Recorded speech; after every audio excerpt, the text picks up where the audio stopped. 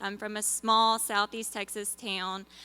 Literally, you look left, you look right, you've seen the whole town. And so, no joke, my husband is kind of from the same area. I actually had a crush on him in junior high, which now we're married. Who would have thought it?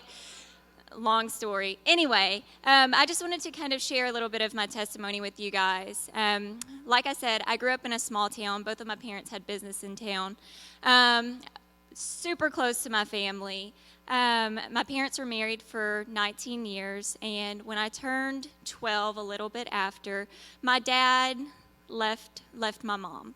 And I'm sure that you can imagine what that did abruptly to a young teenage girl with an undeveloped mind.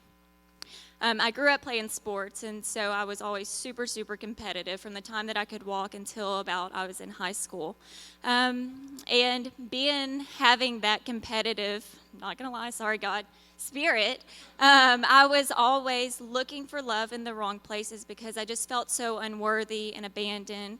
And what do you do? You know, I was like, okay, I'm winning all these accolades in National Honor Society and games and things like that, but it didn't fill me up as a young girl.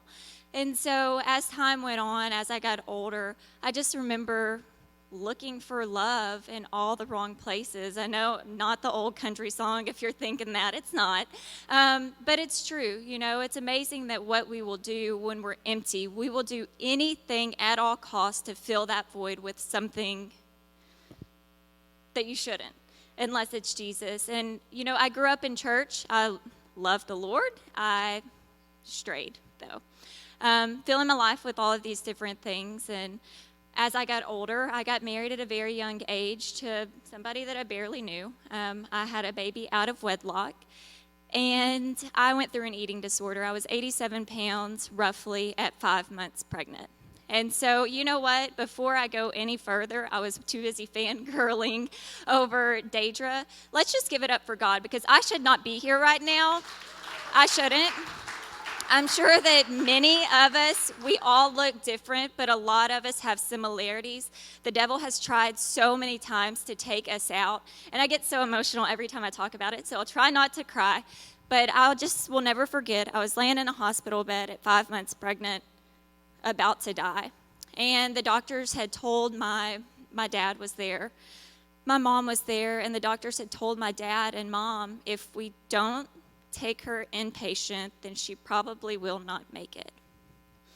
And because I was in an abusive marriage and a toxic, marriage, I really was okay with not them taking me, but my life being taken.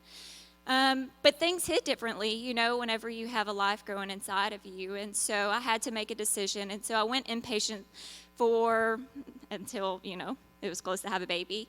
And as time went on, I just finally, had my daughter. 15 months later, I had a son. And it didn't get any better. And the whole time, I just remember thinking, God, where are you? Why is this happening to me? I was just so mad at God. And I'm the one that made the decisions that I had made. And it wasn't until I took just my kids and myself, one small suitcase, and I left. I lived in Dallas at the time. And I moved to Sugar Land. I had family there. And I remember driving by Lakewood, and I always listened to Pastor Joel, growing up and things like that. And I thought, okay, you know what? I'll try it. I'll go.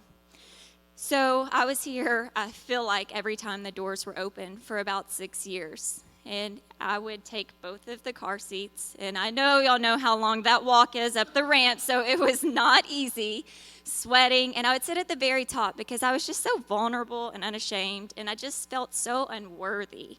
And thinking, people are going to judge me because when I don't wear makeup, I look 12, and I'm like, oh my goodness, all these things start going through your head. You put labels on yourself and everything in between. And so as time went on, I would kind of move down a little bit more, and then months would go by, and I would move down a little more. And it wasn't until I decided to really get gritty and just give God my all. And so I made a promise to God.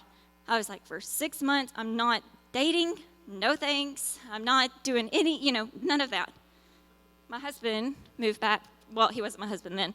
He moved back from California from the Marine Corps, and he would call and text, do you want to go get coffee? Do you want to have Bible study? I was like, no, absolutely not. Like, no thanks. Don't ask again. So finally, a few months went by. I don't know, several months. And I was like, you know what? I'm not going to go get coffee, but you can meet me at church on Wednesday. And so we met at church, and here we are. And we just had a baby 6 months ago. We both serve in the ministry here at church and outside, but something that always stuck to me that I want to share with you guys is Philippians 1:6. It says, he who has begun a good work in you shall complete it until the day of Jesus Christ. And that's a Bible verse that had stuck in my head for so long, but I didn't understand why.